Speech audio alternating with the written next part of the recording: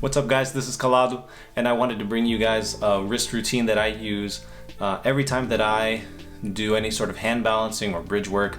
I used to get a lot of pain in my wrists actually, if I would train for too long or if I wasn't really warmed up properly. This routine is really meant to counteract that.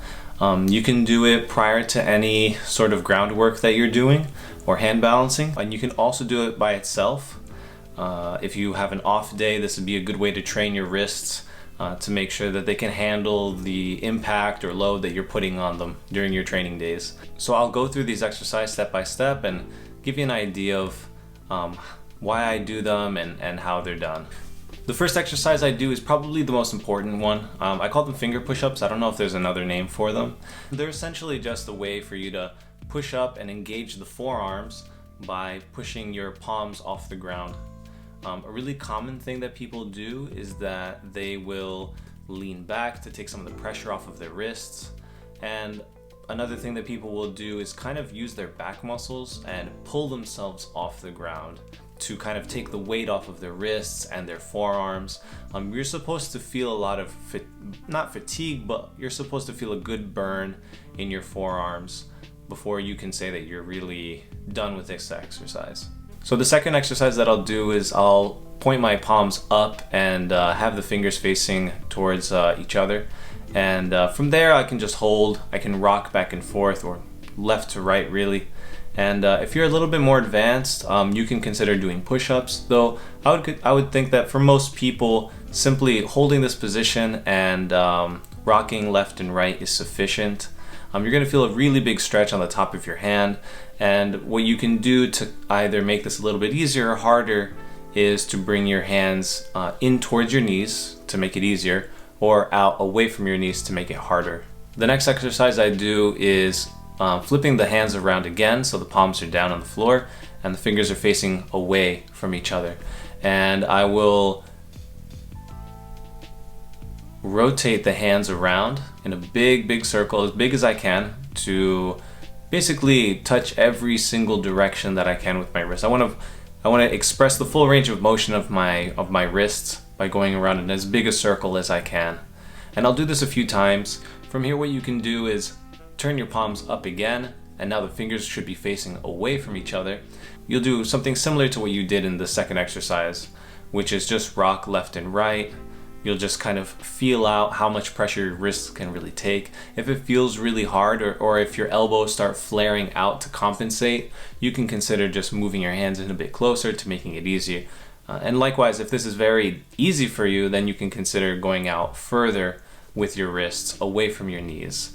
Just make sure to have your wrists below your shoulder at all times. Next, we're going to flip our hands around and place our palms down on the ground, have our fingers facing towards our knees, and we're just going to rock gently back and forth.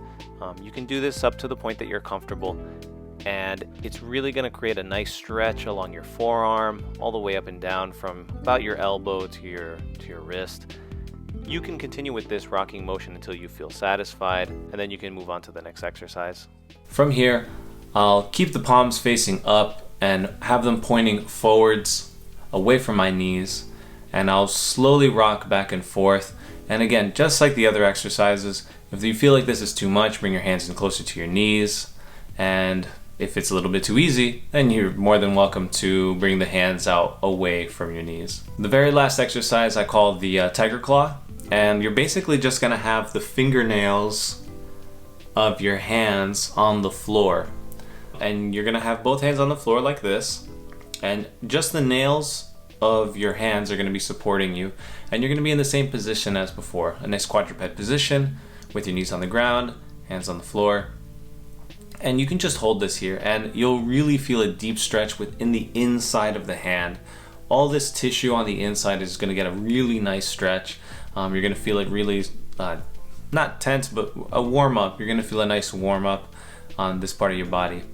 And after you're done with that, you're free to move your wrists in whatever way is easiest for you. Sometimes I'll do this, I'll shake it out, up and down. I do this just to get a feel for how my wrists are actually feeling after the exercise. If I feel like that they're good, then okay, great, then I can continue with my exercise. If not, maybe I'll continue with another warm up or something else to kind of make sure that I'm 100% before I go out and do something crazy. So that's the wrist routine that I have. I use it, like I said, almost every single time that I do hand balancing or groundwork. It's been extremely helpful for me and some of the people that I've taught capoeira to. If this is something that's interesting to you, make sure to throw a like, subscribe to the channel for more awesome content. Let me know what joints or body parts are painful for you, any movements that might be difficult for you to do, and I'll try to post something in regards to that. So let me know what you think, and thanks a lot for the support. I hope you guys enjoy this, and if you want more content like this, you can go into the link below.